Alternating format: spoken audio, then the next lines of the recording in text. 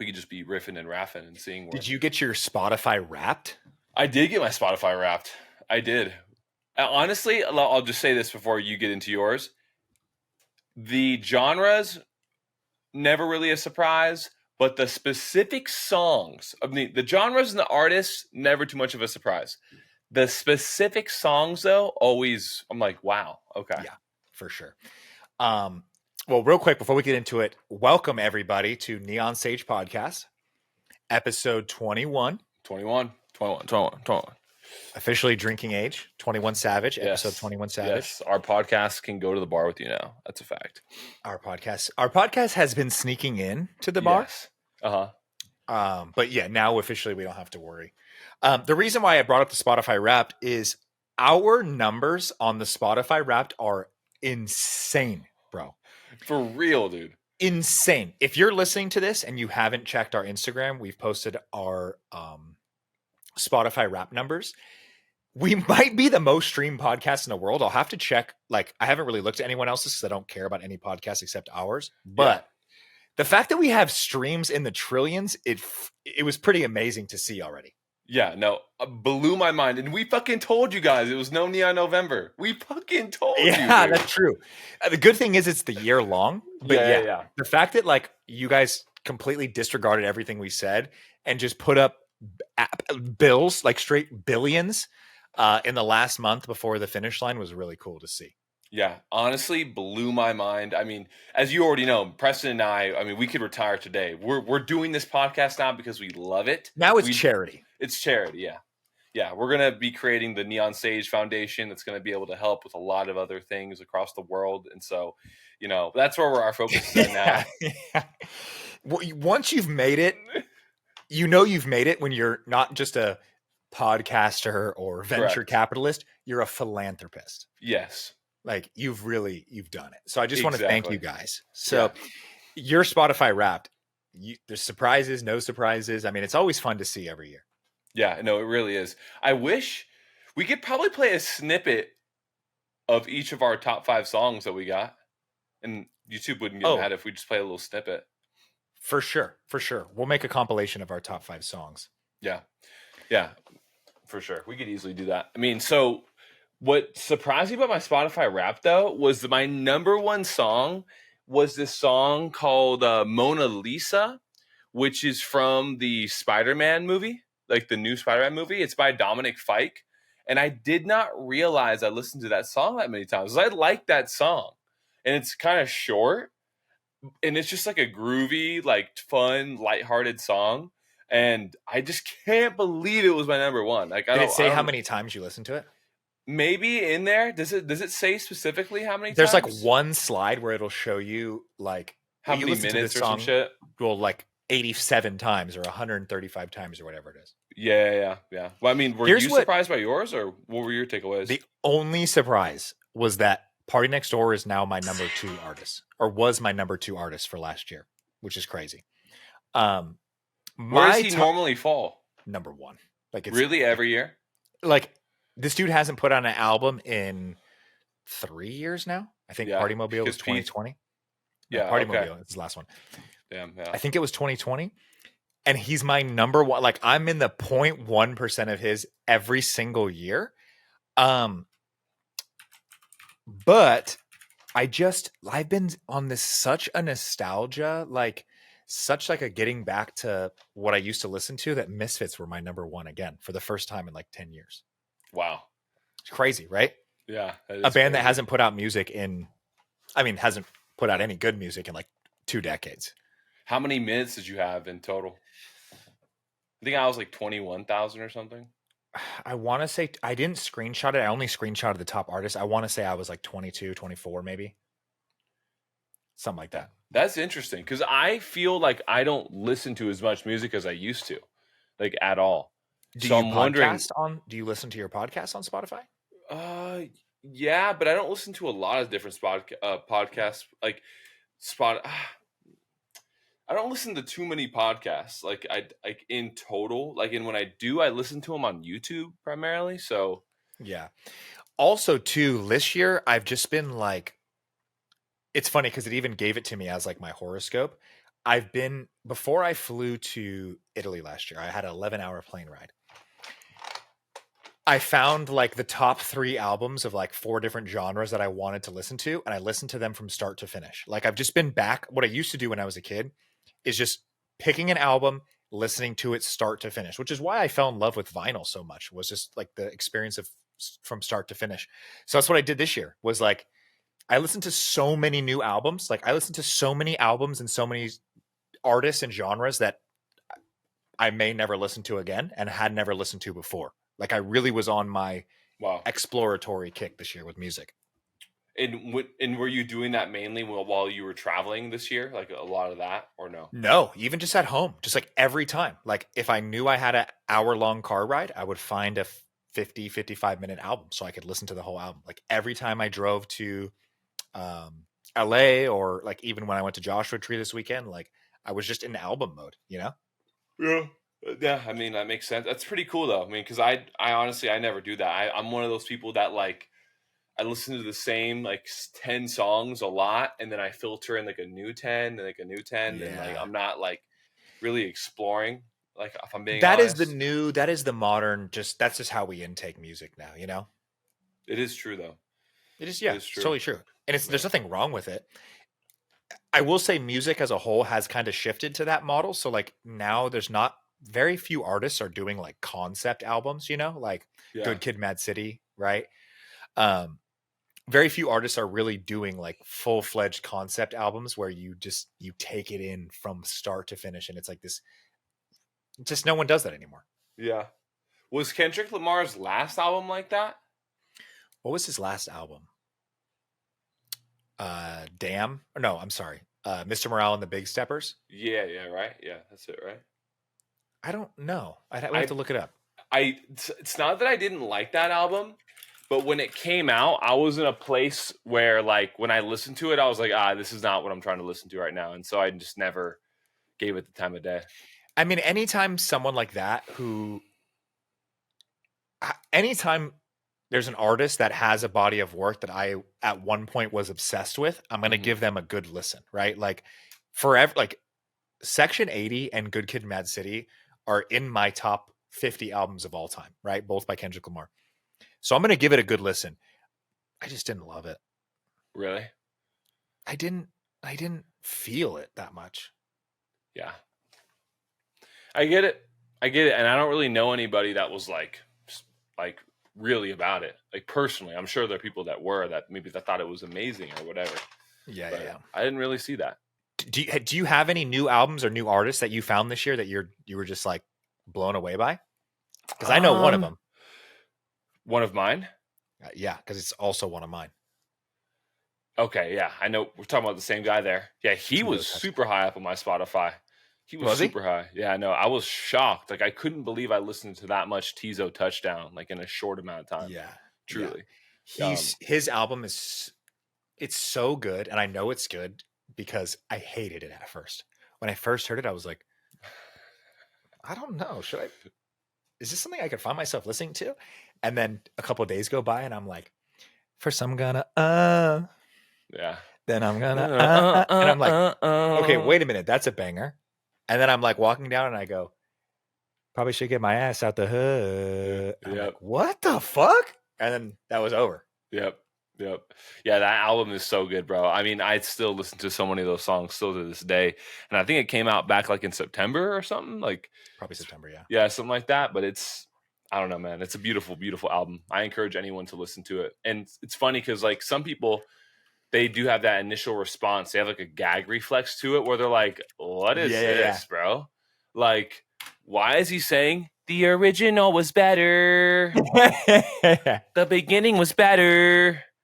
Like, you know, like, and it's like what you learn with him is that he's like making songs that are so well written that they're like they're like satirical and like nature, and they're like just like so clever and refreshing in my opinion. For him, what I love about him is his song structure is so refreshing too. Like hip hop just like drilled in our head this like the beat's going to be repetitive, right? It's going to be a 4 or 8 bar loop and you're going to get a hook, and then we like started kind of getting away from that with like Sicko Mode, where it was like, we'll give you 2 songs. Like it's 2 hip hop songs really, but they're smashed together.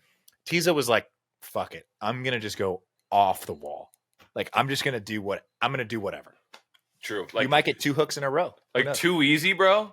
Like too easy. I hate the beginning of that song. Still, Me too. But misery loves company. You Oh should ask my the God. one I'm with. Like, dude, that shit goes. You know what so I'm gonna hard, do is- bro. Tizo, if you're listening, dude, I'm sorry. I love you, but I might have to put that into Ableton and cut the first half off so I can just listen to the second half. Listen to that second half, because that second Oh, half is I'm trying so to make good. it easier for you to leave.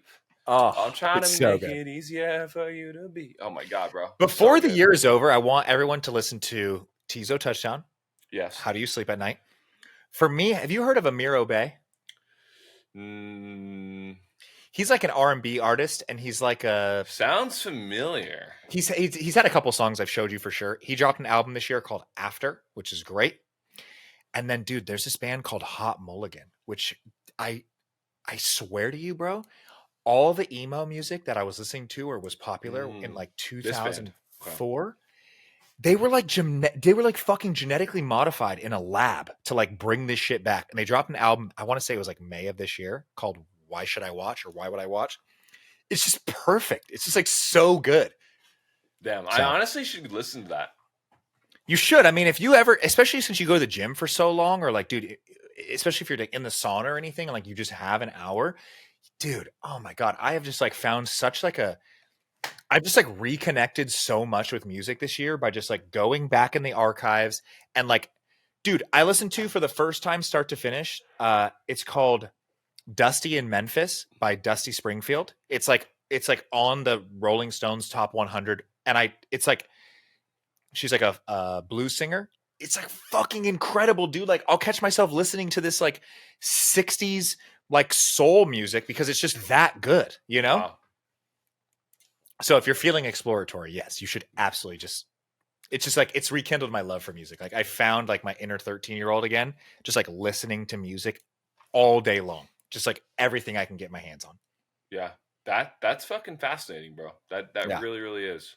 That really is. Another band that I came across this year, and it blew. I mean, it kind of makes sense because so when you watch a lot of anime, you listen to a lot of anime openings and endings, right? And so you start listening to a little bit of J-pop, and then once you kind of get in that J-pop vein, then you are more open to like K-pop a little bit.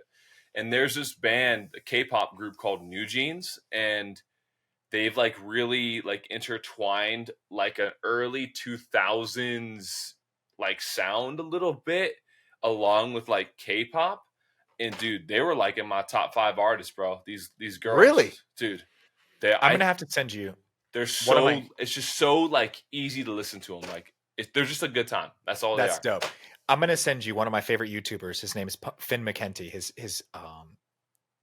channel is called the Punk Rock MBA, and he just does like deep dives on artists and music from every genre you can think of.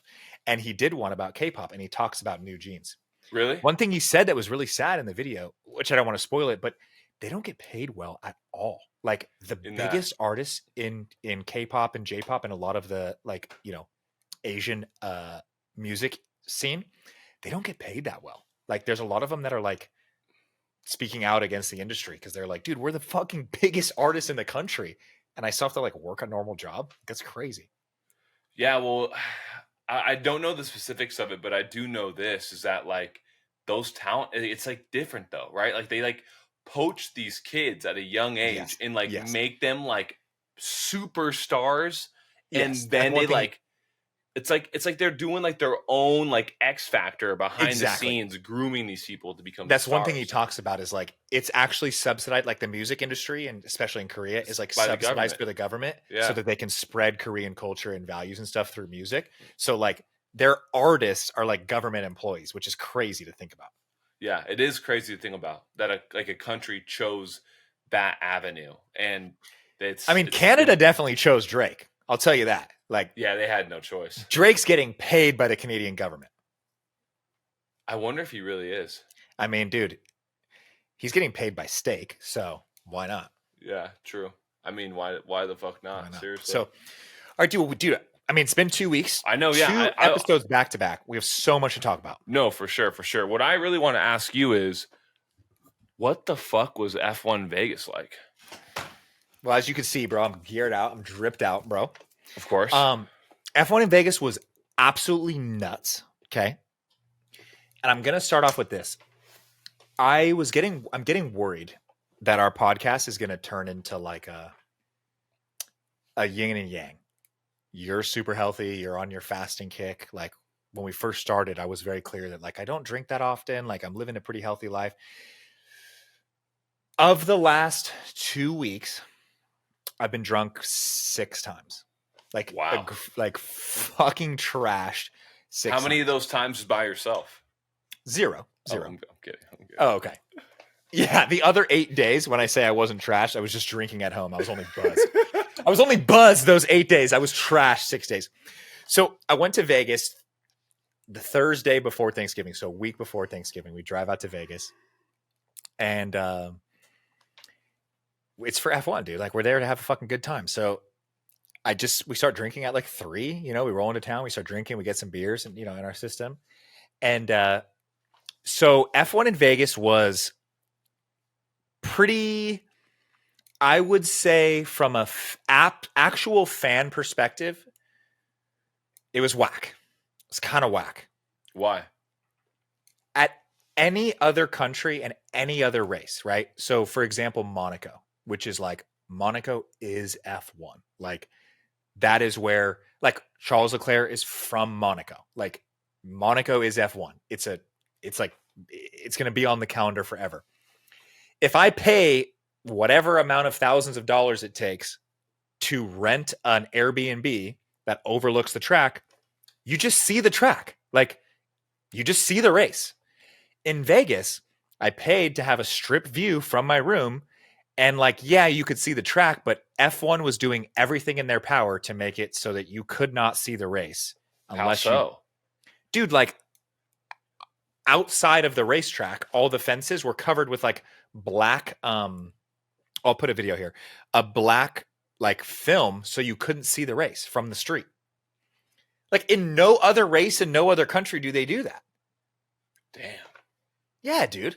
Like, so I was like, okay, that's kind of whack, whatever. So we have tickets for the first day because here's what our plan was. We were going to get tickets to practice because the cars they're going fast, but it's not the fastest. So you get to see all the cars, you get a good view, you get to hear the cars, whatever.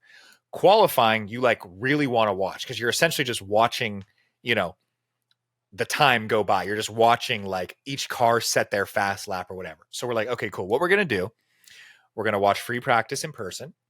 We're going to watch qualifying in the room since we have a strip view, like we can hear and see the cars. And then for the actual race day, we're going to go at a watch party that you can oversee the strip, right? Free practice, we get there. We're fucking hyped, dude. I got 2 tall boys of Heineken. I'm already trashed. I'm an edible in. Free practice starts and like my brother-in-law is fucking creaming his pants, dude. Like we're just like in heaven. Like we're here to see F1. 8 minutes in, they red flag the race. Red flag means we're stopping right now. It will be resumed, but it's red flag. It means cars need to be off the track. Either it's a crash or debris or something happened. 8 minutes in. So we get 8 minutes of seeing the cars go by. Then all of a sudden we're looking at the time and the first qualifying session is an hour and the clock ticks down. So it's 52 minutes left. Red flag. We're like, oh shit. So we're sitting there bullshitting, whatever. We sit there for like probably 10, 15 minutes. It's now down to like 40 minutes. And it says free practice will not be resumed. And we're like, what the fuck? That's whack. Like we only got 8 minutes. Whatever. We're grateful. There's another free practice session starting at midnight. And now we got 3 hours to kill. So let's go fucking gamble and drink, right? So we walk back to the casino. We're gambling, having a good time. We drink. 11:40 comes around. We're like, oh shit, we got to get back to, free practice 2 is starting. We go through the security again. We get into the thing. We get another beer. We get to our seats. And then we get a notification on the F1 app. It says, free practice 2 will not be resumed. We're still working on it. We're like, okay. So we hang out for like 30, 45 minutes. It's now 12:45 at night, right? I go up to one of the marshals, like you can see they're walking around, and I'm like, hey, what are the chances that like, is this going to start? And he's like, they may resume practice. However, if we don't get drivers on the track by 1 o'clock, fans are not going to be able to watch it. And I'm like, what do you mean? He's like, fans can only be in the stands till 2 a.m. So if the free practice doesn't start by like 1:20, right? The last 40 minutes of free practice or the hour of free practice doesn't start, we can't have fans here. So you guys have to get off the track. I was like, what the fuck? So we left. We're like, it's not worth it. Like if it's not starting in the next 15 minutes, let's go back. Let's gamble. Let's chill. So we go back to the hotel. At this point, it was our first day in Vegas, dude. We've been up since 7 a.m. We've been drinking since 3. It's like 2:15. I'm like, all right, I'm cashed, dude. I'm going to go to bed. We get up to our room and all of a sudden we hear the cars. We're like, what the fuck? They started free practice at like 2:45 in the morning and they kicked all the fans out. So like they kicked everyone out of the grandstands. We got 8 minutes of racing. We spent 3 hours of our night walking back and forth, sitting and waiting. And then at fucking 3 a.m, they start practice. So we like got to see it from our room, kinda, but it was 3 a.m.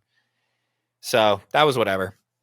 Next day we wake up. I wonder what made them take so long to get those cars back on the track. So did you hear what happened? No. Okay, so they essentially repaved all of Las Vegas. Anywhere that the cars were going to be driving, they repaved it. There's manholes on, normal streets, right? Like, I guess they had like paved over these manholes with like a different type of concrete so that you could still access it easily. And as the cars were driving over them, it was ripping the top of the manhole covers out. So Carlos Sainz, I'll pull up a video. The first driver that got fucked up by the manhole, he drove over it and it shot through the bottom of his car. Like this giant metal piece of asphalt shoots through the bottom of his car. So turns out on the circuit, there was like 50 of these manhole covers. So they had to check and inspect every single one. So that's why it took fucking 4 hours. Holy fuck. Yeah. So sorry for venting. I mean, that was day 1. Vegas was cool. Second day, we watched qualifying and then we found like a little spot where you could like go down and see the cars from the street. So I have videos from the street. I'll show you. And then the third day we got a table at a club and just watched it at a club. So, I mean, it was cool. Don't get me wrong. The race was good, but like as an actual F1 fan that like went to go see a race, it was kind of whack. How come you didn't go to the race in person? So we were going to, that was my original thing. We were going to. Tickets ended up getting just like so ridiculously expensive that it was like, at one point it was like 2 G's for 3 days of thing. And so the guys I were with, they were like, we don't want to do that. And I was like, what am I going to do? Fucking buy tickets by myself, Yeah. Like I'm with 3 guys that are just not that big of F1 fans, like whatever. So, I mean, I learned our lesson, right? Like, don't go without tickets, I guess. If you want to have like that kind of experience. Yeah. But to be honest, dude, it's like most sporting events, like the best viewing experience isn't always from the stands, Like, yeah. To be honest, would you rather watch a UFC fight from the absolute nosebleeds, or just watch it at home on a big screen where you get to see the actual fight up close? I would say 99% of the time I'm choosing the pay-per-view at home. That's exactly like in a race. It's cool, but these cars are going 200 miles an hour. My vision I can only see so much, like, so whatever. F1 was cool. Vegas was cool. So damn. Yeah. The one silver lining was the last day we were there. I was just on a fucking heater. I won enough money to like, the trip was paid for. Like I essentially went to Vegas for free. What game was doing it for you? Blackjack? Roulette. Wow. Which is crazy to say. I don't really play roulette, but I was just on one. So like Vegas was totally free, right? Like everything I spent on tickets, on hotel, everything is like paid for. Plus I left with some money in my pocket. So that makes up for all of it. Yeah. That's fucking tight. I got aggressively hammered Thursday through Sunday morning. Like we drank and gambled until 4 a.m. Saturday morning and then got straight in the car. Monday, Tuesday, Wednesday, I come back. I be a productive member of, society. Thursday's Thanksgiving. Friday, I go out to Joshua Tree to celebrate my cousin's birthday, which, dude, I have to tell you this story. So this is serious. And I'm done rambling because I've just been. No, I'm enjoying all of this. Don't get it twisted. I'm thoroughly enjoying all of this. Okay. So F1 Vegas was cool. I got some gear. I'm representing the teams I like. I got Alpine gear. I got some Mercedes gear. I got fucked up, whatever. So we go to Joshua Tree. It's a 30th birthday party with 12 people or 15 people, like out in the middle of nowhere. Like their plan was to go out there, get away, get an Airbnb and just get trashed. Right. So yeah, I don't usually drink. Like I don't think I'm illegally allowed to say this anymore, but I don't usually drink. But I went to Vegas, then I went on a fucking out of town birthday party. So, dude, well, in Joshua Tree, I refrained from telling you this because like I wanted to tell you this story on here. So it's my cousin's 30th birthday. Okay. Her husband got like hibachi, got the Airbnb, like it's super fun little retreat, right? Yeah. So the first night after we'd all been drinking for a while, he goes, everybody come outside. And he has a pinata. It's a big pinata that says number 30, right? It's like tied in like a weird way that it's like not going to work. And I'm like telling this to him, like, you're not going to be able to move it up and down. He's like, oh shit, okay, fix it. So I fix it. And I was like, do you have a bat? Like, do you have anything to hit this with? He's like, not really. So they go and they find a pool stick, like a fucking pool cue, right? Uh-huh. So I fix this thing and I tie it. And she starts swinging this pool cue. And I'm like, this is a bad idea. Like, at least what you can do is unscrew the pool cue so you're just using the fat end, right? So they like start doing it, and I can see that he's like trying to film and I was like, hey, let me do it. I'll help you out. Like, I'll move the pinata up and down so you can film your wife, right? Like, you can have the memory, right? So I'm standing far away. Like, I am in no way near the fucking, swing zone, right? So I'm moving the pinata up and down, up and down. She goes and she swings with this pool cue. It breaks in half, and half of it flies directly towards my face, and it hits me right in the forehead. I'm wearing a hat. It hits me 3 inches above my eye, square in the top of my head, bro. How hard did it hit your forehead? Hard as fuck, dude. I have a video of it. Sebastian, this was 3 inches away from changing my life forever, bro. Yeah, no, 100%. Like a wooden piece of was it like big. the sharp end of the well, it was broken, dude. It was like essentially. Did it break like this, or did it break exactly. like no? Like it broke, splintered, and as she's swinging it, so imagine it splinters in half, and the top half is flying at my face, bro. Yeah, and it hit me in the top of my forehead. I know it's funny, bro, but I like low-key chilled for like 30 minutes after that. I was just like, damn, dude, we're off a dirt road in the middle of nowhere, and I could have just taken a fucking pool cue into my eyeball. Like, that's fucked up. You probably would have just lost your eye completely in that moment, because your eye is just a ball. Like, it makes me so anxious even you saying that, bro. You know why? Because I had this moment of like, I did a lot of dumb shit, like teenager or whatever, like a lot of things you look back and you're like, damn, I barely survived that. Yeah. But like, dude, at 30 years old, just losing a fucking eye to something like that, I would be, dude, it makes me so anxious, bro. What side of the pool cue was she holding when she was swinging it? So you know how you can unscrew them? So there's like it starts thicker and gets thinner. Uh-huh. So imagine just the thick side. So it's about 2.5 feet, right? It's like smaller than a baseball bat. And she was just swinging the thick side of the thicker end of the pool cue. Damn, it snapped in half. What were people's reaction? I don't. It happened so fast. I'm not sure if everybody like realized like how gnarly it was that just happened.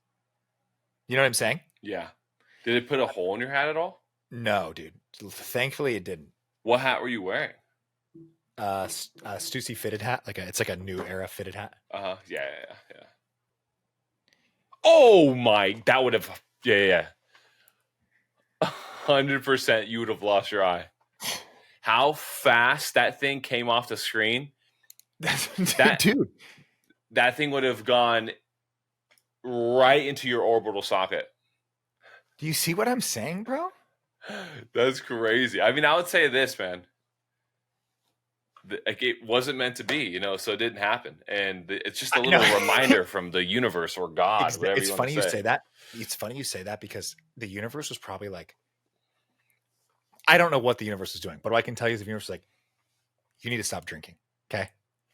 This is 5 days. What you heard? This is 5 days out of the last 8 that you've been aggressively fucked up. Time to stop drinking. Damn, bro. That's crazy. I know, right? Dude? That's crazy, dude. Wow. Could you imagine, like, a real talk, bro? If I like came home and I was like, bro, I had a fucking accident. I got a fucking wooden stake to the eyeball.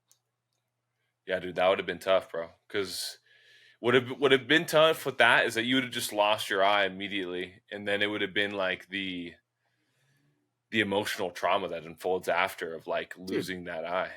No more pickleball. No snowboarding. No snowboarding. I feel like You couldn't like be like this going down the mountain and like leading with one eye. I feel like your depth perception is so important when you're going that fast that it like I can't imagine that it like. Well, I would it have been? Do you think? It was in the it center, hit me right? square in the front, so it's a 50-50 shot. Yeah. Or what if it like went right into your nose? Even that would have sucked. Straight into the nose, I wouldn't be mad because then I would just turn it into a nose job. Mm-hmm. Like if I just like broke my shit again. Or what if it right into the jugular? No, and I just collapsed and died. That would be ridiculous. That would be ridiculous. Oh my god. That would be the hardest thing to cope with. Real talk. Well, we don't need to get dark. But like, what would you do if like Lena calls you and she's like, "Hey, dude, I'm inviting you to Preston's funeral." I first thing I would have to hear, I would have to be satisfied with how you died immediately. I'd be like, by wait. this, and you heard. She's like, you were hitting a pinata and the bat broke and it hit him in the neck. Yeah, that'd be pretty disturbing. That would take some time for me to truly unpack that and learn how to deal with that. And then I think the first thing I would think of is like immediate would be your wife. I would immediately be concerned about Lena. Really? Yeah, man, because it's like, obviously that would impact me miraculously in a negative way, but to witness that and what would happen is, if that's the story, is that you would die bleeding out in her arms. And that would be just so traumatized. Like, you know what I mean? It would be like everyone there would be completely traumatized. I would definitely immediately fly out there, and I don't know, man. That would be beyond belief. It would be like a sick joke. It would be like one of those 1,000 Ways to Dies from that Spike Channel TV show comes to life. It's just like, and it would have been on camera. Yeah, dude, it would have been on video. You just going down. There's like a big puddle of blood. Yeah, and there's like wood sticking out of my neck. I would have been so sad for you, bro, because I just know it's not the best way to go. I'll tell you that. No, not like that. Because imagine by the time it happens, you're probably bleeding so much already that you're like no. Oh, you can see it. There's no way you're not like, yeah. Your last few moments are not like. Yeah, you're not just dead immediately. You're gonna like grasp that you. Yeah, you're gonna try to hold on. That would be so dark, bro. One of Erica's old, like, not really a current good friend, but like a friend that she was friends with. Yeah. But was still close with, but like no bad blood. But he ended up committing suicide recently, and it just made me think about death again in terms of just like how unexpected it can be. You know what I mean? Like, it's just like, and that's how it would happen, bro. Like, that's how it could happen, right? Like, legit. You know, you could have gotten that pull stick to the neck, and that could have just been the story of Preston. It would have made no sense. Everyone would have been disturbed by it. It would have been that's so. Not how I want my story to end, for sure. No, but what happened was Joshua Tree, dude. Fuck no. No, yeah. But what did happen was that the pull stick hit you right on the forehead, and it didn't hit you there.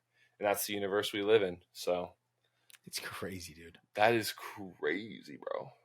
You had a fucking eventful 2 weeks, dude. Jeez Louise. I know, right? So I'm so sorry for those listening to just 20 minutes straight of my voice, like all over the place. I'm not good at telling stories for the first time. You know, like if I experience something and I tell it, I work you need my that craft first story rep to like exactly. map out. Okay. Whereas every time we podcast, it's like my first time. Yeah. You do a really good job though still. Your dictation abilities are just too good, you know? Well, I think what we're going to do is after we get to 100 episodes, let's just re-record the same 100 episodes. Yeah, that'd be good. We'll do this because we'll do it by the year, right? Essentially, it'll be one every a week. Yeah. And it can be like a historic podcast where on this day last year, this is what the world was like. Preston almost lost his eye. Yeah, exactly. We'll just run it back. That'll be a good idea. Yeah. Damn, So, bro. dude, how was your Thanksgiving? How have you? I mean, 2 weeks, bro. It's a 2 long time. weeks. 2 weeks. What have they've gone by fast, of course, like they always do. Um, I would say the 2 weeks have just been filled with a lot of me just focusing on my mental health, I would say, in a way where I'm pretty fascinated with what anxiety is and how it works because I've always dealt with some level of anxiety throughout my entire life, right? Whether it manifested itself as like OCD as a kid or, extreme paranoia of the unknown, whether it was my fear of death or what other things, but I've always dealt with a healthy amount of anxiety. Not a healthy amount, a bad amount.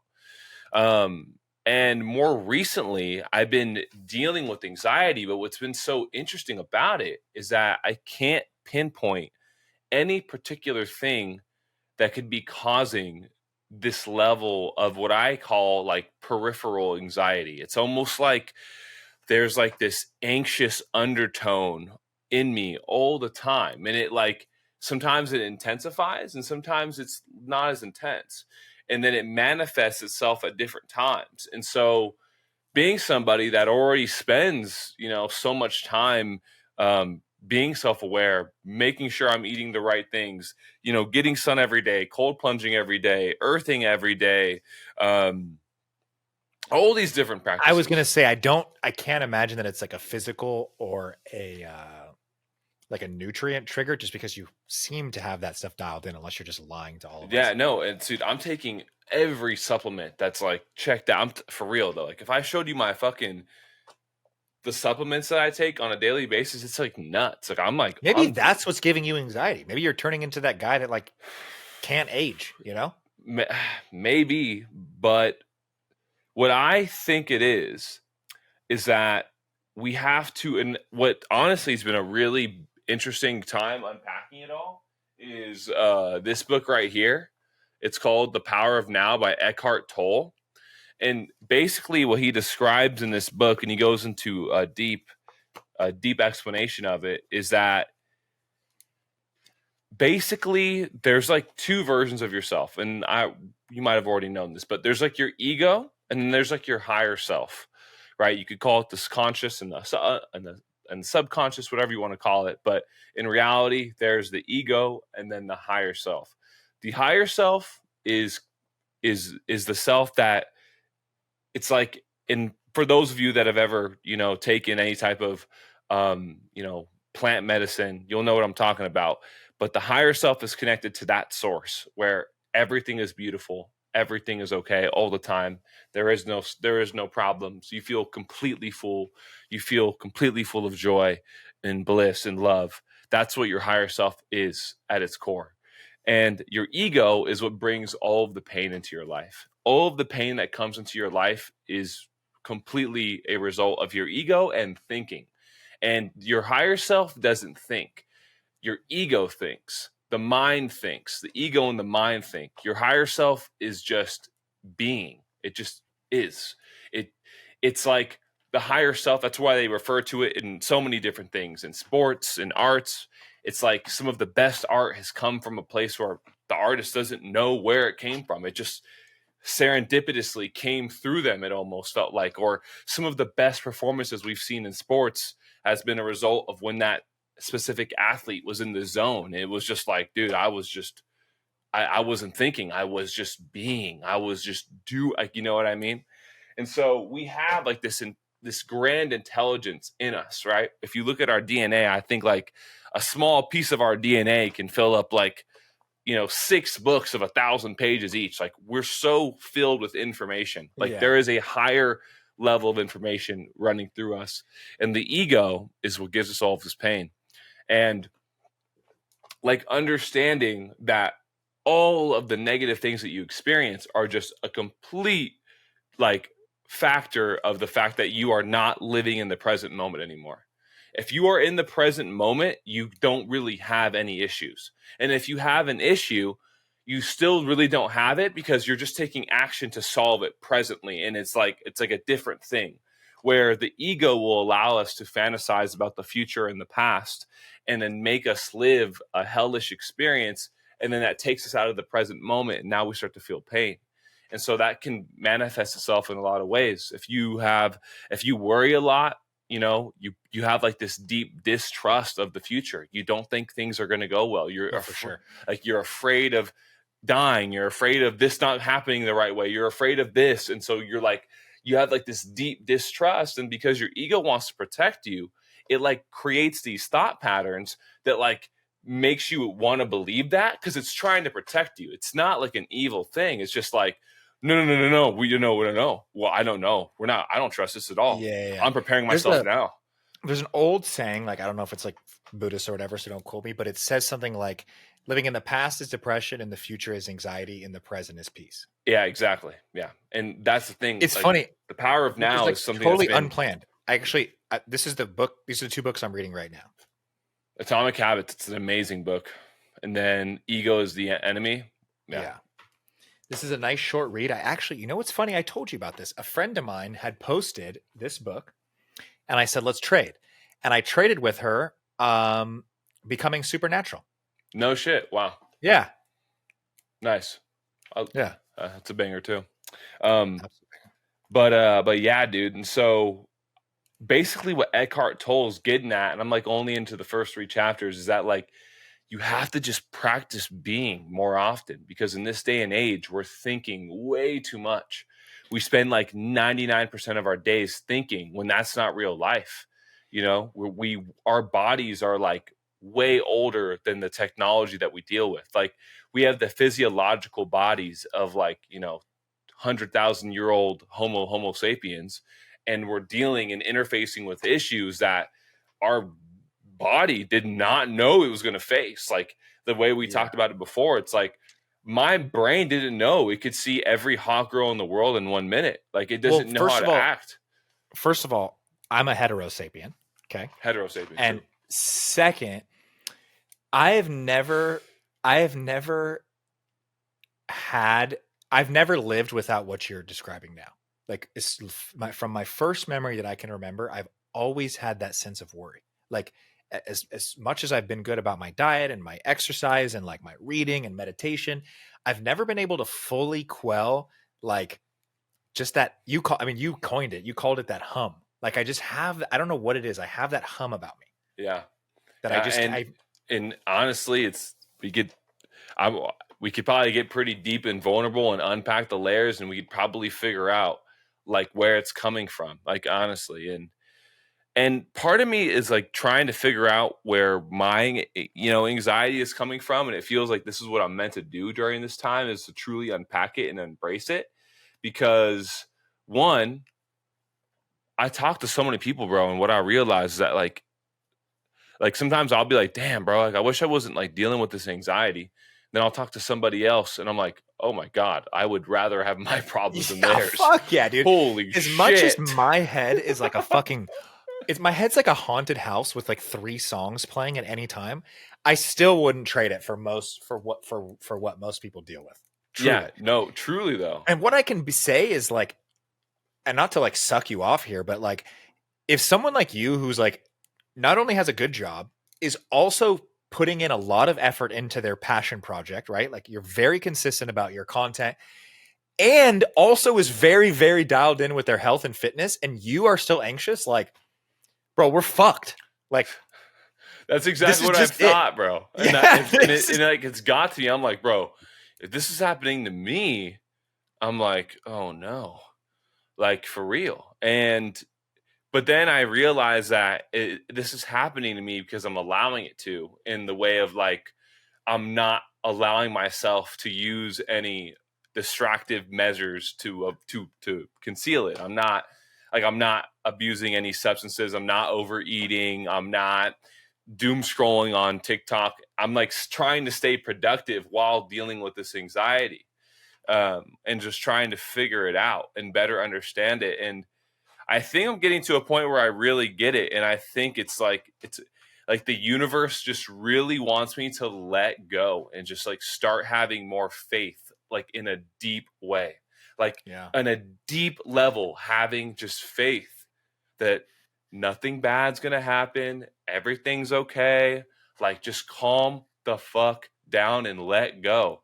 Until you let go, we're gonna keep on punishing you. We're gonna keep on punishing you. Anytime in my life I've ever just reached the phase of like fuck it, like it always works out way better. Like It's at any true. time, like anytime you're like worrying about money, your bank account's like always going down.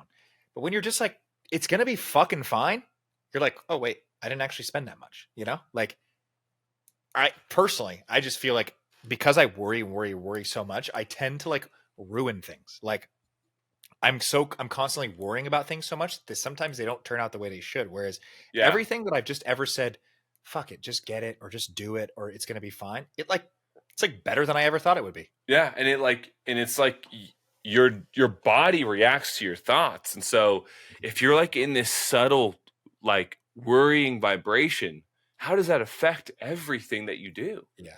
You know? And so a part of me really feels called to just like quell this in every way that I can. And so with that, it's like fighting a dragon where I'll, read a couple books, do a couple other things different, and then like the anxiety comes back in a way that I've never seen it before. Like it puts on a new mask and says, "Oh, what if I approach you from this angle?" Now, It's like a virus and you're yeah, not yeah, finishing your antibiotics. yeah. And It's getting what stronger. Eckhart Tolle talks about it, he refers to anxiety and all that stuff as the pain body. He said you have two like entities within you have like your pain body, then there's like your like real self, and it's the pain body that is you, and it's directly connected to your mind and ego. It knows everything about you, knows exactly how to get under your skin.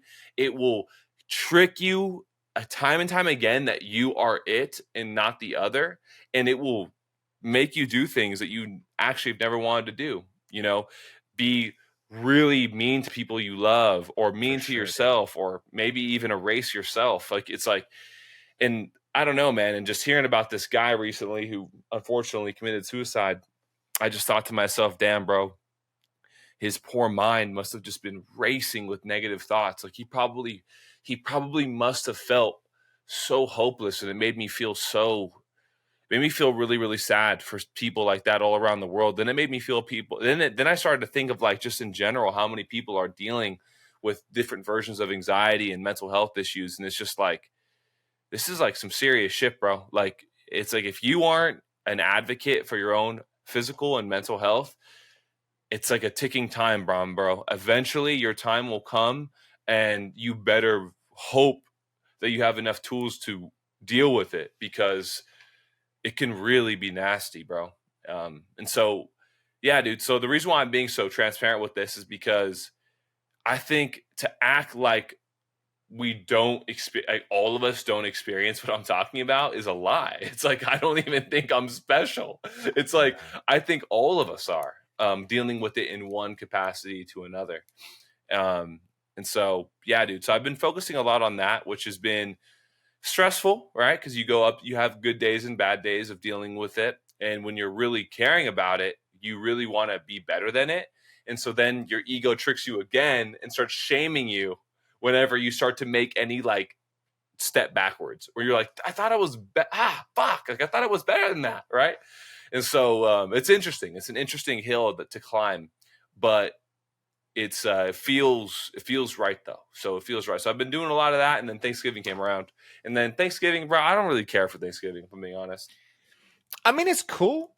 I like seeing family. I like eating. Like it's cool. But like I think me and you are kind of the same, where bro, like we see our family pretty often. So it's like for me, it's just like I'm seeing my family again, but Yeah. like Thanksgiving food is there. And honestly, like after having Thanksgiving food again, like some of the food is good, but if they opened up a Thanksgiving restaurant, I would never, ever, ever go. No, I since I was a kid, I can eat Mexican food in a week. There's 21 meals. 19 of them could be Mexican food.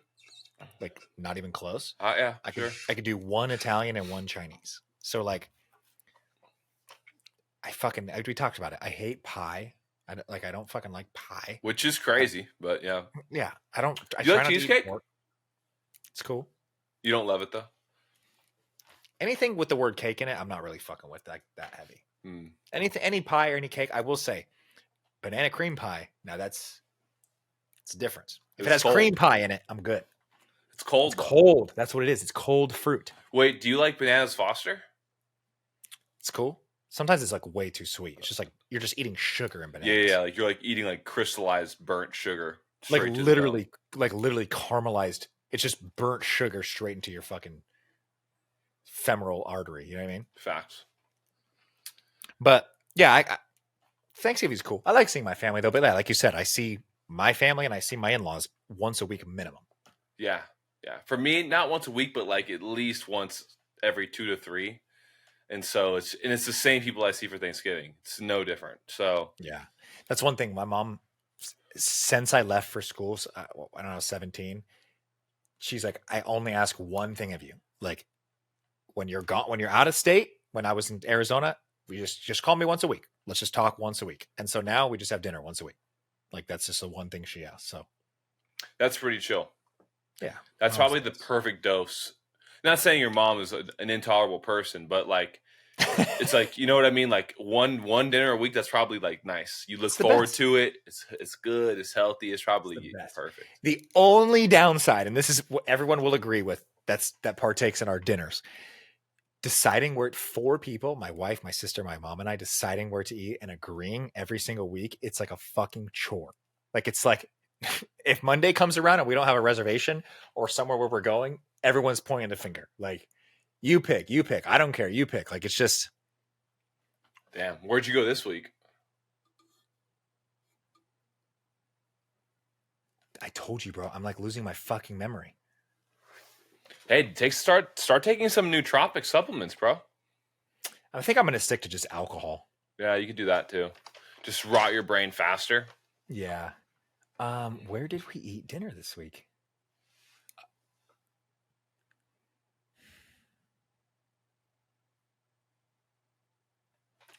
So you woke up on Monday, you worked.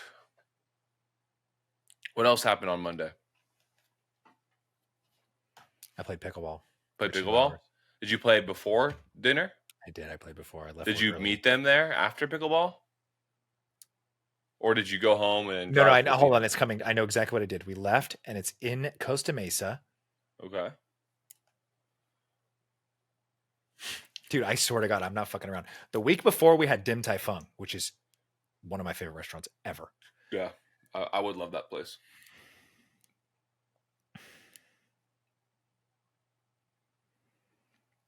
I went to the racket club. I played pickleball. I left. I picked Lena up on the way to dinner and we went to, it's in Costa Mesa.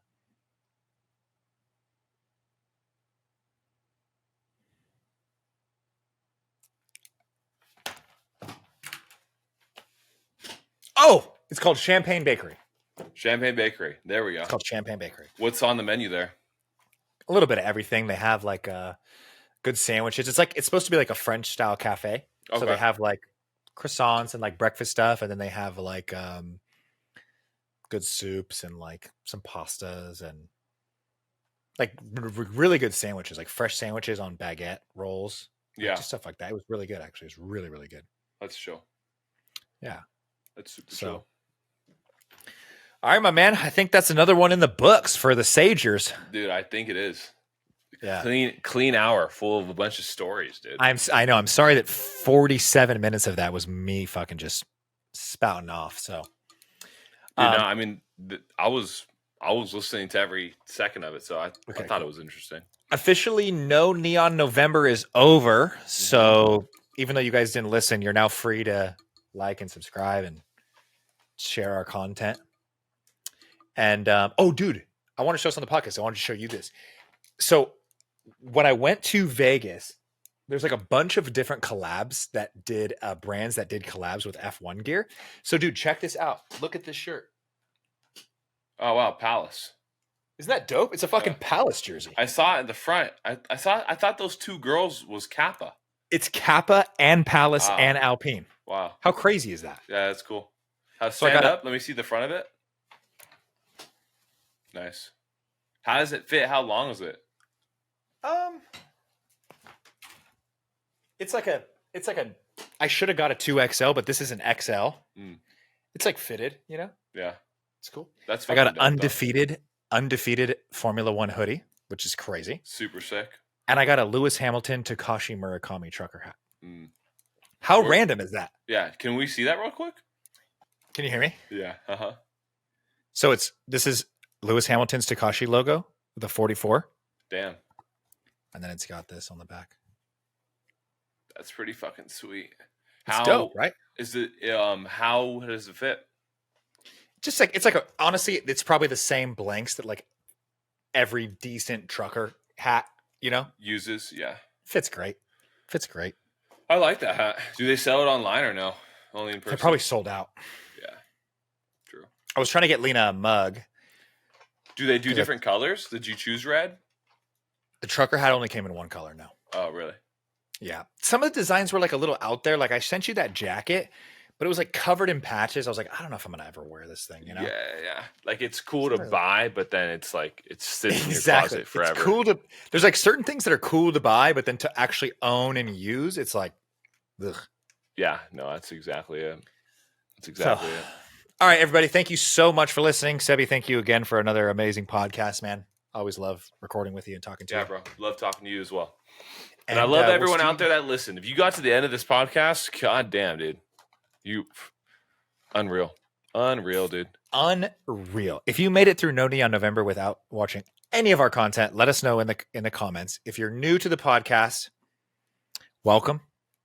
And if you're a day one Sager, you know what to do. You know what the Hashtag fuck to do, lady. Hashtag Sager in the comments, baby.